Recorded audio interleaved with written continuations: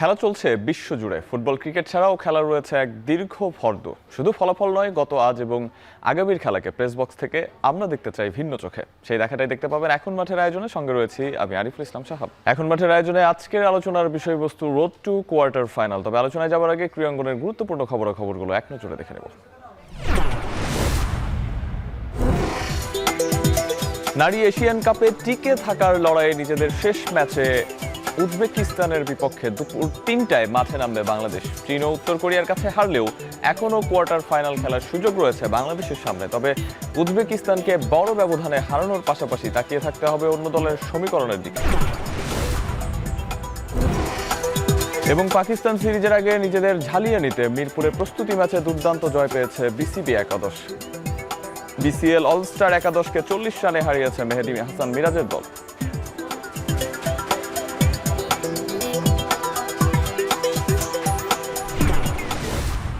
দেখে নিচ্ছিলাম ক্রীড়াঙ্গনের গুরুত্বপূর্ণ খবরাখবর। শিরোনামে ফিরতে চাই, যে বিষয়টা নিয়ে আসলে আলোচনা করব আজকে। উজবেকিস্তানের বিপক্ষে দুপুর ৩টায় বাংলাদেশের ম্যাচ এশিয়ান কাপ ওমেন্স ফুটবলে, এবং সেই ম্যাচটা ঘিরে আজকে আলোচনা রোড টু কোয়ার্টার ফাইনাল। আর এই বিষয়ে আলোচনা করার জন্য আমাদের সঙ্গে আছেন কিংবদন্তি সাবেক ফুটবলার কায়সার হামিদ। স্বাগত আপনাকে এখন মাঠের আয়োজনে। ধন্যবাদ। বাংলাদেশের মেয়েদের এই যে উত্তরোত্তর এত অর্জন, পর্যায়ক্রমিকভাবে আমরা 2022 সাফে যদি দেখি বা পরবর্তী সময়গুলোতে সাফে বাংলাদেশের শ্রেষ্ঠত্ব একরকম নিয়মিতই এখন বলা চলে, সেই জায়গা থেকে এশিয়ান কাপের মতো টুর্নামেন্টে জায়গা করে নেওয়া, আপনাকে যেহেতু অনেকদিন পর পেয়েছি সেই কারণেই আসলে মেয়েদের একটু অতীত ঘাটার চেষ্টা করব যে কেমন লাগছে মেয়েদেরকে এরকম একটা স্টেজে পারফর্ম করতে দেখে। ধন্যবাদ আপনাকে। আসলে আমি সত্যি খুবই আনন্দিত যে মেয়েদের পারফরমেন্সের বিষয়ে। তো সবচেয়ে বড় যে ছিল, ইটস এ গ্রেট অ্যাচিভমেন্ট এখানে যে এশিয়ান কাপে যে জায়গায় স্থান করে নেওয়া, এই যে 12টা দলের মধ্যে। আমি বলবো যে এটা পুরুষ দলও আগে আমি জানি না, একবার হয়তো 80-র দশকের দিকে হয়তো একবার হয়েছিল। তো আমরা এশিয়ান ক্লাব কাপে একবার চ্যাম্পিয়ন হয়েছিল মোহামেডান পিরোজিকে এখানে হারায়। এরপরে তেমন পুরুষদের কিন্তু সাফল্য নাই, কিন্তু মেয়েরা অনেক ভালো খেলছে এবং আমি অভিনন্দন জানাচ্ছি তাদের যে এখানে স্থান করে নেওয়ার জন্য। এটা হলো আমার পক্ষ থেকে তাদেরকে শুভেচ্ছা। এবং আপনার রেটিংয়ের দিক দিয়ে দেখেন, অনেক বড় বড় টিমও সুযোগ পায়নি, অনেক হাই রেটেড টিমও সুযোগ পায়নি। সেখানে বাংলাদেশ যে এখানে স্থান করে নিয়েছে, সেটাই আমার সবচেয়ে আনন্দের বিষয় আমাদের জন্য। এশিয়ান কাপে যে প্রথম দুইটা ম্যাচ বাংলাদেশ খেললো, একটা চীনের বিপক্ষে এবং আরও একটা উত্তর কোরিয়ার বিপক্ষে, দুটো ম্যাচ বাংলাদেশ খেলেছে। এই ম্যাচের যে স্কোরের চাইতে সবচেয়ে বড় চ্যালেঞ্জ বাংলাদেশের যেটা ছিল, সেটা হচ্ছে যে সাফে আমরা দেখেছি বা বাংলাদেশের আউটফিল্ডগুলো কিন্তু খুবই স্লো, এবং এই জায়গাগুলোতে আপনি বল যত দ্রুত গতিতে বা রানিং যত কঠিন, তুলনামূলকভাবে কিন্তু আমি যদি অস্ট্রেলিয়ার মাঠগুলোর কথা বলি, পার্থ বা সিডনিতে যেখানে খেলা হচ্ছে, আউটফিল্ড খুবই ফাস্ট, এবং সেখানে বা সেটার সাথে মানিয়ে নিয়ে বা র্যাঙ্কিংয়ের কথা যদি বলি, উত্তর কোরিয়া এখন 9 নম্বরে অবস্থান করছে ওয়ার্ল্ড ওমেন র্যাঙ্কিংয়ে। চীনের কথা যদি বলি, তারা 17 নম্বর র্যাঙ্কিংয়ে রয়েছে। বাংলাদেশের যদি সেই প্রেক্ষাপটে বলি, 112 নম্বর অবস্থানে রয়েছে বাংলাদেশের নারী দলের খেলোয়াড়েরা। এই যে যোজন যোজন দূরত্ব, এই দূরত্বটাকে একপাশে সরিয়ে রেখে বুড়ো আঙুল দেখিয়ে তাদের সাথে যে সমানে সমান লড়াই করা, হারের ব্যবধান আমরা কিন্তু অনেক সময় দেখেছি যে ওয়ার্ল্ড র্যাঙ্কিংয়ে 1-2 নম্বর দলের সাথেও যদি পরস্পরের খেলা হয়, সেই জায়গাতেও কিন্তু বড় ধরনের ব্যবধানে আমরা জয় পরাজয় দেখি।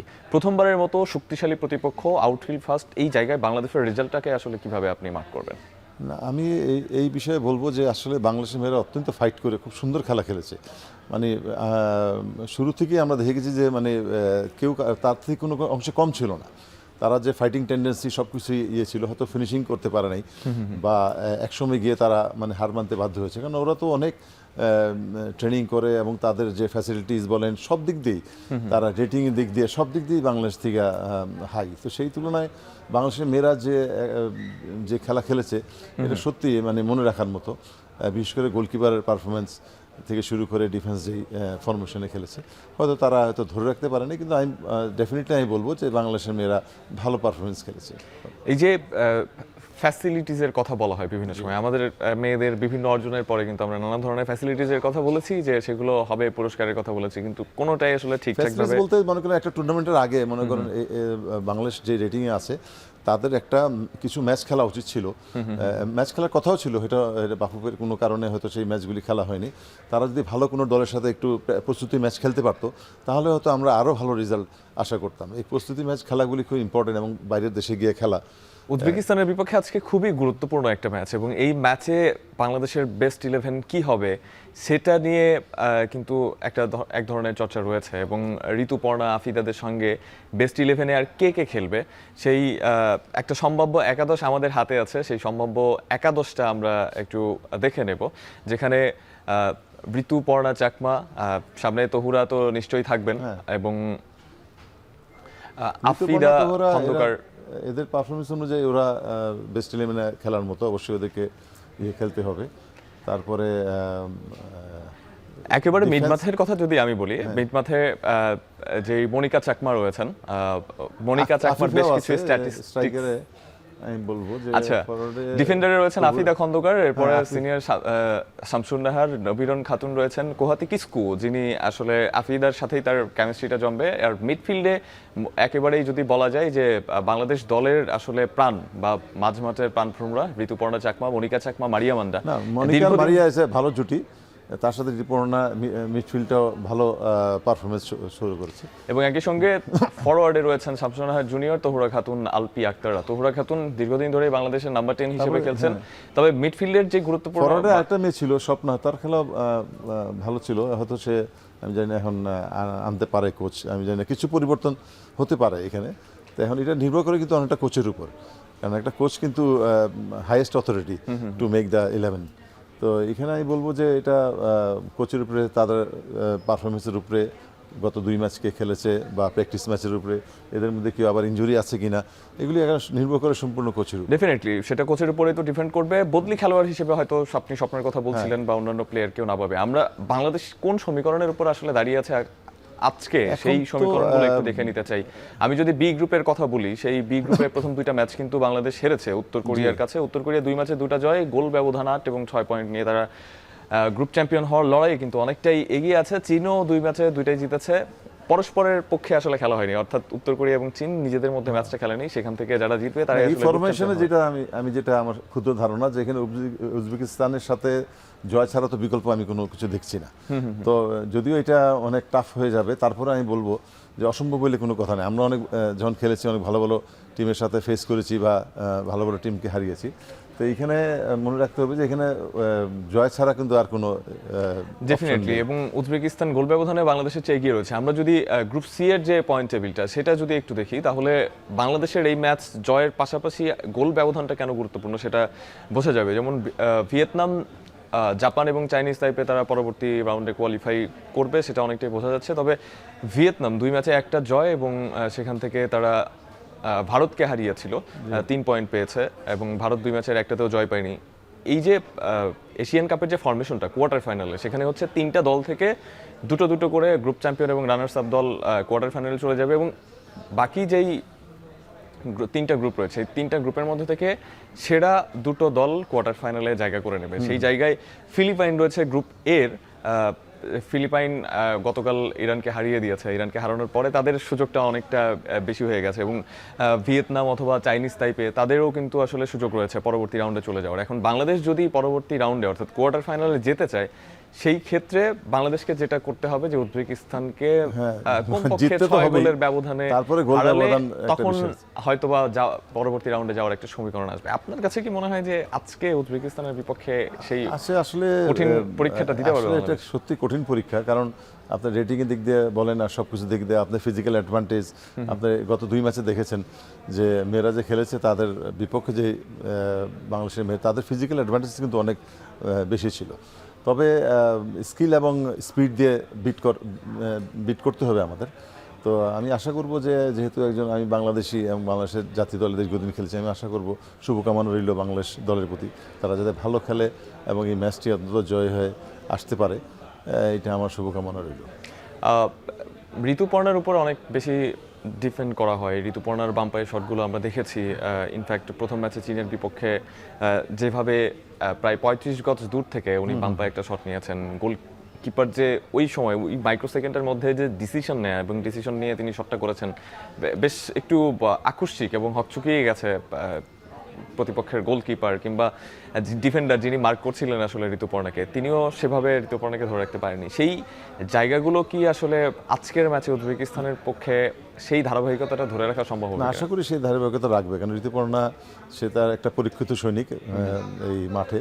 তো আমি আশা করব যে ঋতুপর্ণা ভালো খেলা খেলবে এবং বিশেষ করে আমাদের গোলকিপারকে খুব সতর্ক থাকতে হবে, ডিফেন্স লাইনকে খুব সতর্ক থাকতে হবে। আমরা আসলে বিষয়টা হচ্ছে যে গোল দিতে না পারি সেটা হলো বড় কথা না, কিন্তু গোল খাবো না। আমাদের সিলি মিস্টেকে যদি গোল খেয়ে যাই তাহলে কিন্তু আর এটা কোনো সুযোগ থাকবে না। কাজে আমাদের ডিফেন্স এবং গোলকিপার এমনভাবে কম্প্যাক্ট ডিফেন্স খেলতে হবে যে আমরা গোল দিতে পারি না পারি গোল খাবো না, এই স্ট্র্যাটেজিতে থাকতে হবে। তারপরে সুযোগ বুঝে আমরা যদি সুযোগ পাই আমরা গোল দেব। অবশ্যই বাংলাদেশ নারী দলের কোচ পিটার বাটলার এবং বাংলাদেশ দলের যেই ম্যাচ কৌশল সেটা নিয়ে আমরা আরও কথা বলবো। তবে দর্শক, এই মুহূর্তে একটা বিরতি নেওয়ার সময় হয়েছে, ফিরছি একটু পরে।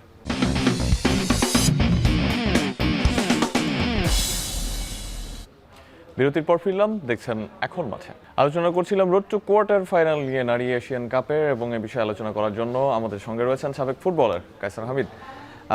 আপনার কাছে আসবো, তবে যাওয়ার আগে বেশ কিছু স্ট্র্যাটেজিক পয়েন্টগুলো একটু দেখে নিতে চাই বাংলাদেশ এবং উজবেকিস্তানের। যেই দুটো ম্যাচ এখন পর্যন্ত উজবেকিস্তান এবং বাংলাদেশ খেলেছে, সেই দুটো ম্যাচে বাংলাদেশ এবং উজবেকিস্তানের যে পারফরমেন্স ছিল সেটা একটু দেখে নিতে চাই। দুটো দলই দুটো করে ম্যাচ খেলেছে, কোনো দলই একটাও গোল দিতে পারেনি প্রতিপক্ষকে। অর্থাৎ এই জায়গায় বাংলাদেশ এবং উজবেকিস্তান দু দলই ব্যর্থ হয়েছে। গোল হজম করেছে বাংলাদেশ 6টা, বিপক্ষে উজবেকিস্তান 7টা। এটা সমীকরণটা হবে বাংলাদেশ 7 উজবেকিস্তান 6। এবং বল পজিশন, দুটো দল এখন পর্যন্ত যে দুটো ম্যাচ খেলেছে সেই দুটো ম্যাচে কিন্তু বল পজিশনে বাংলাদেশ বা বল দখলের লড়াই বাংলাদেশ কিন্তু অনেক এগিয়ে আছে, 40.4% এবং বল পজিশন 21.3% উজবেকিস্তানের। এবং বাংলাদেশ এবং উজবেকিস্তান পার ম্যাচ গোল সেভ করেছে 7.5 এবং উজবেকিস্তান 7টা। এই জায়গাটা বাংলাদেশ এগিয়ে আছে। বাংলাদেশ ক্লিন শিট রেখেছে, একটা ম্যাচেও রাখতে পারেনি। দুটো ম্যাচে আমরা জানি যে চীনের বিপক্ষে 2টো গোল খেয়েছে এবং উত্তর কোরিয়ার সাথে 5 গোল। উজবেকিস্তানও একই ধরনের পরিসংখ্যান, ম্যাচ প্রতি গোল হজম করেছে 3.5। উজবেকিস্তান এই জায়গায় বাংলাদেশের চেয়ে একটু এগিয়ে থাকবে, 3টা করে তারা গোল হজম করেছে পার ম্যাচ। সফল পাসের কথা যদি বলি তাহলে 59.2% বাংলাদেশ করেছে এবং 57% সফল পাস করেছে উজবেকিস্তান।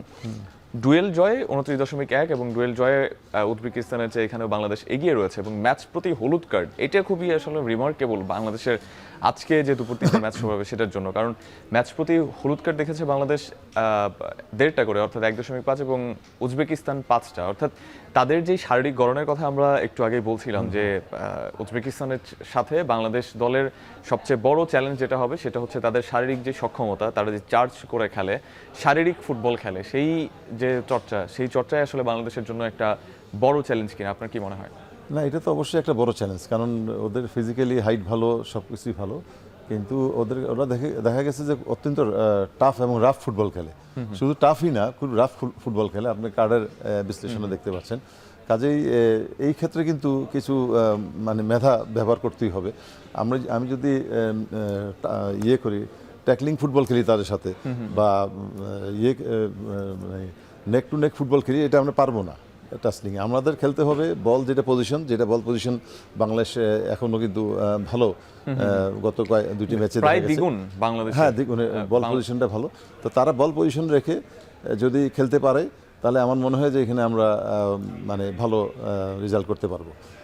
আর ডিফেন্সের যেই ব্যাপারটার কথা আপনি বলছিলেন যে আফিদা বা অন্যান্য যারা রয়েছে আফিদার সঙ্গে, তাদের যেই ডিফেন্স কৌশল, বাংলাদেশ একটু প্রথম দুটো ম্যাচে হাই প্রেসিং ফুটবল খেলেছে, অর্থাৎ ডিফেন্স করে দেন আবার হাই প্রেস করা। বাংলাদেশের যে ফুটবলারদের শারীরিক সক্ষমতা, বিপরীতে যদি তাদের কথা বলি, চীন, উত্তর কোরিয়া বা উজবেকিস্তান রয়েছে, তাদের যেই সক্ষমতা সেটার সাথে কি বাংলাদেশের জন্য একটু বেশি অতিরিক্ত চাপ পড়ে যাচ্ছে ডিফেন্সে। তো আমার মনে হয় যে ডিফেন্স যেই ফরমেশনে, আজকে জানি না কোন ফরমেশনে খেলে, তবে আমি যে এটা ক্ষুদ্র ধারণা যে কোচ আর কিছু না হোক ডিফেন্সটা ঠিক রেখেই মানে defence is the best offence যেটা বলে আর কি সাধারণত।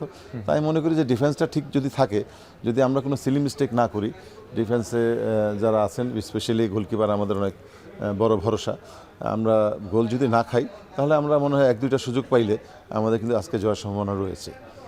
প্রতিপক্ষ দলের কোচ উজবেকিস্তানের কোচ বাংলাদেশের দুটো ম্যাচই দেখেছেন এবং দুটো ম্যাচ দেখেই তিনি যেটা বলেছেন যে বাংলাদেশকে আসলে যেই পারফরমেন্স বাংলাদেশ করেছে সেটা ডেফিনেটলি সমীহ করার মতো এবং তাদের বিপক্ষে জয় পাওয়াটা আসলে উজবেকিস্তানের কঠিন হবে এবং র্যাঙ্কিংয়ে এত পিছিয়ে থেকে বাংলাদেশ যে এভাবে খেলবে সেই মানে তুলনামূলক কঠিন প্রতিপক্ষ বাংলাদেশ, এটা কি আসলে ম্যাচ শুরুর আগে স্ট্র্যাটেজিক কোনো কৌশল যে চাপমুক্ত থাকার, নাকি আসলে বাংলাদেশকে সমীহ করেই বলেছে প্রকৃতপক্ষে? না, ডেফিনেটলি বাংলাদেশকে সমীহ করেছে, কারণ বাংলাদেশ ভালো পারফরমেন্স যদি খেলে কেউ এটা প্রশংসা না করে পারে না কেউ, যেহেতু ভালো পারফরমেন্স করেছে এবং কোন কোন প্লেয়াররা ভালো খেলেছে ডেফিনেটলি তাদের কোচ সেইগুলি টার্গেট করে রেখেছে।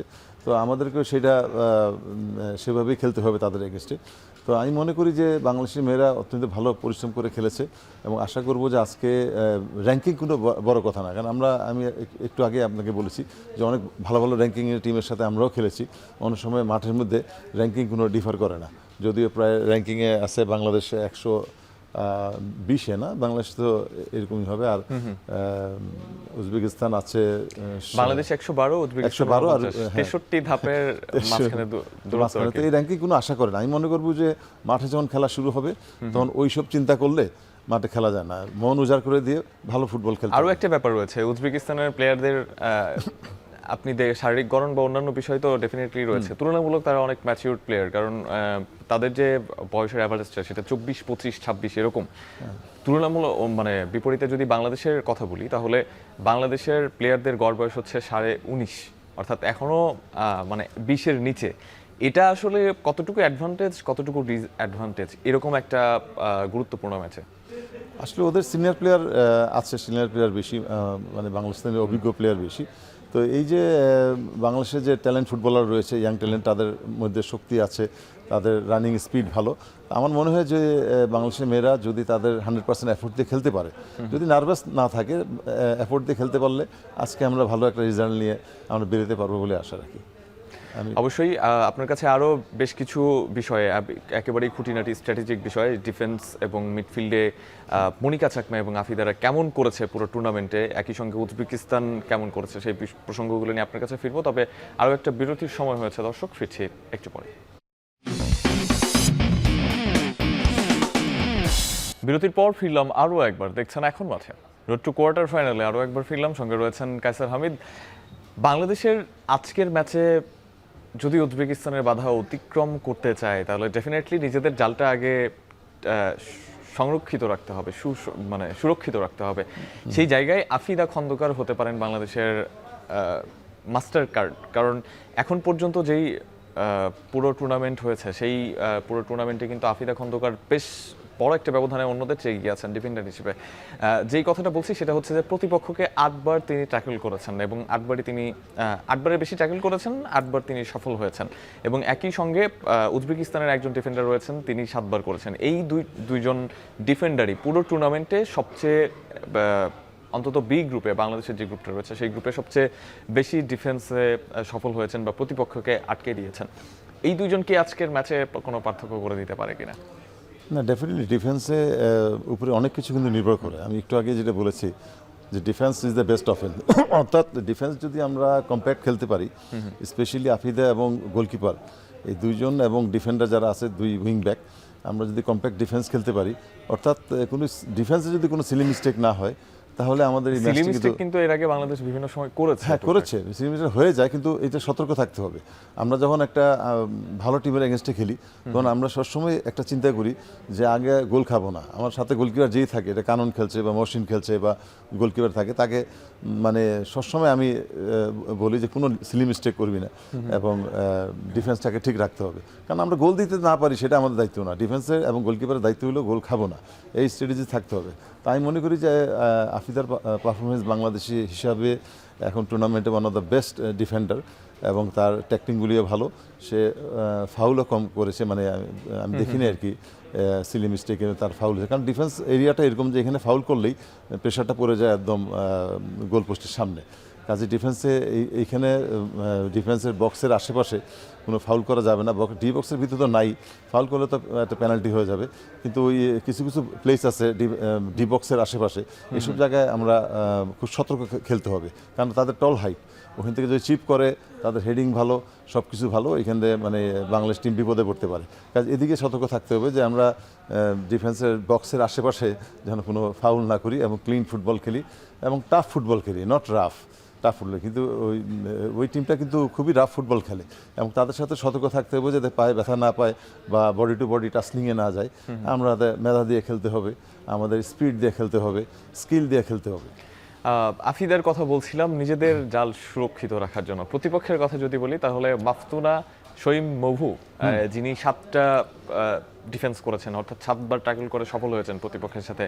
ঋতুপর্ণা, মনিকা চাকমা কিংবা তহুরা খাতুনদের জন্য তিনি কতটা বড় চ্যালেঞ্জ হতে পারেন? না, ডেফিনেটলি সেও ভালো ডিফেন্ডার এগেনস্টে সেরকমই মানে বুদ্ধিমত্তার সাথেই খেলতে হবে, কারণ ওই ডিফেন্ডারকে এড়িয়ে কীভাবে বল ইয়ে করা যায় সেরকম চিন্তা করতে হবে। এখন কোচ সেভাবে অবশ্যই আমার মনে হয় যে ফরওয়ার্ডদের সেই নির্দেশ দিয়েছে যে কীভাবে স্ট্র্যাটেজিটা। তো আজকের ফরমেশন আমি জানি না কী হয়, এটা কোচের উপর অনেকটা নির্ভর করে।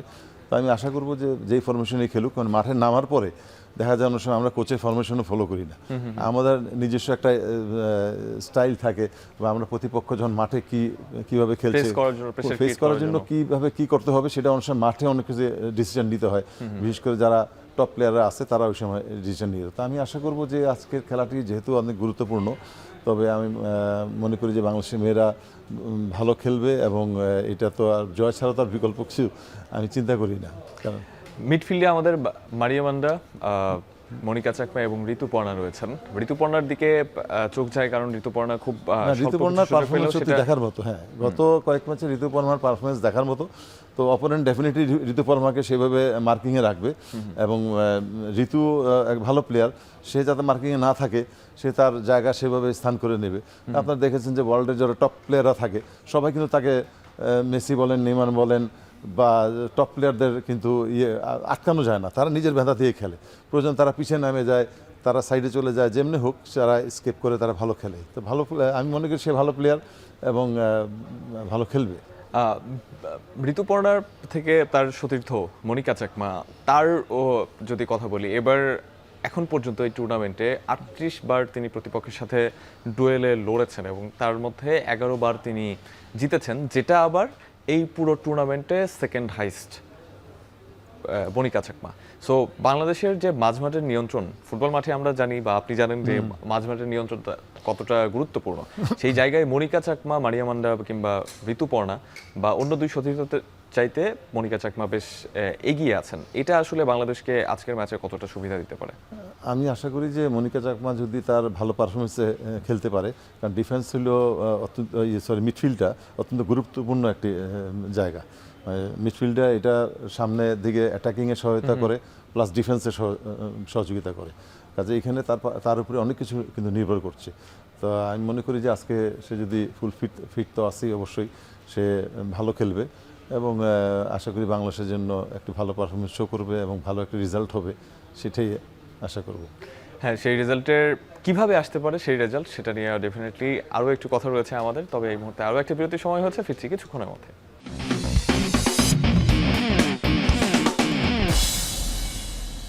বিরতির পর ফিরলাম আরও একবার। দেখছেন এখন মাঠে কথা হচ্ছিল রোড টু কোয়ার্টার ফাইনাল নিয়ে। আর এই বিষয়ে কথা বলার জন্য আমাদের সঙ্গে স্টুডিওতে আছেন কায়সার হামিদ।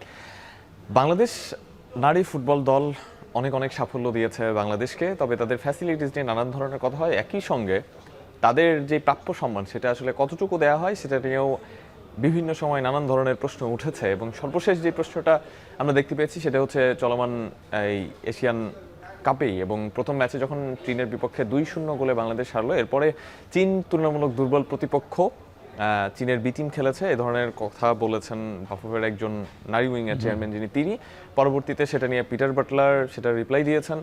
এবং পরবর্তী ম্যাচে উত্তর কোরিয়ার বিপক্ষে, উত্তর কোরিয়া শক্তিশালী দল, বর্তমান প্রেক্ষাপটে ওয়ার্ল্ড র্যাঙ্কিংয়ে 9 নম্বরে অবস্থান করছে, তবে 5-0 গোলের ব্যবধানটা আরও কম হতে পারতো কিনা যদি এই ধরনের কোনো বিতর্ক না উঠতো, এটা কি আসলে একটু হলেও মনোসংযোগে চির ধরিয়েছে কিনা? আসলে একটা টুর্নামেন্টের আগে মানে কোচের সাথে যে বাফুফের এই ধরনের একটা বিতর্ক, এটা ডেফিনেটলি এটা শুধু কোচের উপরেই প্রভাব পড়ে না, একটা টিমের উপরে কিন্তু প্রভাব পড়ে। তো এগুলি আসলে চিন্তা ভাবনা করে একটা ইন্টারভিউ বা একটা কথা বলা উচিত, এটা চেয়ার আপ করা উচিত টিমকে যাতে ভালো খেলে। এই ধরনের বিতর্ক কিন্তু আসলে টিমের ক্ষতিকর, এবং মহিলা টিম কিন্তু ভালো খেলছে এবং ভালো পারফরমেন্স খেলছে। তা যে একটু আগে আপনি যে কথা বললেন 5-0, হ্যাঁ এই ব্যবধান ডেফিনেটলি আমি মনে করি যে আরেকটু সতর্ক থাকলে হয়তো এই ব্যবধানটা কমায় নিয়ে আসতে পারতো, 2 বা 3 গোলের মধ্যে সীমাবদ্ধ থাকতো। তো এটা এই ধরনের বিতর্ক আসলে আগামীতে আমাদের সতর্ক থাকতে হবে, যাতে বাফুফের সাথে কোচের কোনো গ্যাপ না হয়। এই ধরনের বিতর্ক তো ডেফিনেটলি এটা টিমের উপরে প্রভাব পড়ে। পিটার বাটলার বাংলাদেশ এর এই যে কোচ গোলাম রব্বানী ছোটনের পরে তার হাত ধরেই প্রথমবার বাংলাদেশ সাফ জিতেছে, পরবর্তীতে পিটার বাটলারকে আনা হয়েছে। তো পিটার বাটলার পরবর্তী সময়ে বাংলাদেশ নারী ফুটবল দলকে যেই জায়গাতে নিয়ে এসেছেন, পিটার বাটলারের কোচিং দর্শন কিংবা মাঠে যেভাবে পিটার বাটলার তার কৌশলগুলো এক্সিকিউট করেন এবং তিনি যতটা কড়া মাস্টার, সব মিলিয়ে পিটার বাটলারের এই টোটাল জার্নিটাকে কিভাবে দেখেন এবং তার কোচিং দর্শনটা আপনার কেমন লাগে? না, পিটার বাটলার ডেফিনেটলি একজন ভালো কোচ আমি মনে করি, এবং একজন অভিজ্ঞ কোচ, এবং ওর তত্ত্বাবধানে আসলে আরও কয়েকদিন থাকলে হয়তো আরও ভালো রেজাল্ট করবে বলে আশা করি। এবং আমাদের পাইপলাইনের উপরে জোর দিতে হবে। পিটার বাটলারের জন্য আমরা পাইপলাইনে ইয়াং যারা ট্যালেন্টেড ফুটবলার আছে, আরও কম বয়সী আন্ডার 10 আছে, আন্ডার 12 বা আন্ডার 14, এইখানে যদি জোর দেওয়া হয় তাহলে ডেফিনেটলি আফটার 5-6 ইয়ার্স আমরা কিন্তু আরও ভালো টিম পাবো। কারণ এই গ্রুপটা চলে যাওয়ার পরে আমাদের পাইপলাইন থেকে যদি না আসে, যখন আমরা রিটায়ার্ড করি পাইপলাইন থেকে কিন্তু সেরকম প্লেয়াররা আসে নাই, যে কারণে বাংলাদেশের ফুটবল কিন্তু স্থবির হয়ে গেছিলো মানে এই 16-17 বছর দেখতে গেলে। এখন আবার হয়তো জেগে উঠেছে ফুটবল। হামজা চৌধুরী আসার পরে আপনারা নিজেও দেখেছেন যে মাঠ ভর্তি দর্শক আমরা পেয়েছি। আগে আমরা যখন ফুটবল খেলতাম উপচে পড়া দর্শক ছিল, তার পরবর্তীতে দর্শক হারিয়ে গেছে মাঠ থেকে, ফুটবল থেকে অনেক দূরে সরে গেছিলো। কিন্তু এখন আবার কিন্তু মাঠে দর্শক আসছে, মানে বাংলাদেশের মানুষ ফুটবলকে ভালোবাসে, এবং বাংলাদেশের মানুষের প্রাণের খেলা যে ফুটবল, এতে কোনো সন্দেহ নাই। তো বিশ্বকাপে আমরা এমন অনেক দল খেলে, দেখা গেছে একটা জেলা থেকেও কম সংখ্যক মানুষ, অথচ তারা they are representing world cup. তো এইখানে মানে বাংলাদেশ পারবে না কেন? Why not Bangladesh? আমরা যদি পাইপলাইন থেকে খেলোয়াড় বের করতে পারি এবং আমাদের এই পিটারকে যদি কাজে লাগাইতে পারি, এবং এছাড়াও আমাদের আরও বাংলাদেশি কোচরা আছে, ছোটনকে জানি না, এরও কাজে লাগানো দুপুর সম্ভব। 3টায় বাংলাদেশের ম্যাচ উজবেকিস্তানের বিপক্ষে। সমীকরণটা কঠিন, তবে ইতিহাসের হাতছানিটাও আছে। যদি কঠিন সমীকরণ বাংলাদেশ মেলাতে পারে তাহলে হয়তোবা বাংলাদেশ কোয়ার্টার ফাইনালে জায়গা করে নেবে, অর্থাৎ সেরা 8 দলের একটা দল হবে। 12 দলের টুর্নামেন্ট, সেখানে সেরা 8-এ থাকতে হবে কোয়ার্টার ফাইনাল যেতে হলে।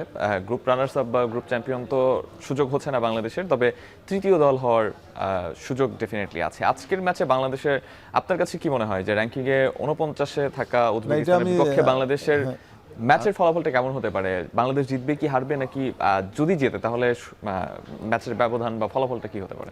না, আমি মনে করি যে আসলে খেলাটি যদি বাংলাদেশ দল একটু আগে যেটা বলেছি, গোলকিপার এবং ডিফেন্সটাকে কম্প্যাক্ট ডিফেন্স খেলতে হবে, এবং আমরা যদি সিলি মিস্টেক না করি এবং এই গোল যদি না খাই, তাহলে কাউন্টার অ্যাটাকে কিন্তু বাংলাদেশ গোল পেয়ে যাবে আমি আশা করি।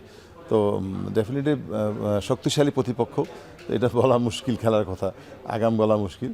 তা আমি তো আশা করব যে বাংলাদেশ দল ভালো খেলুক, জিতুক।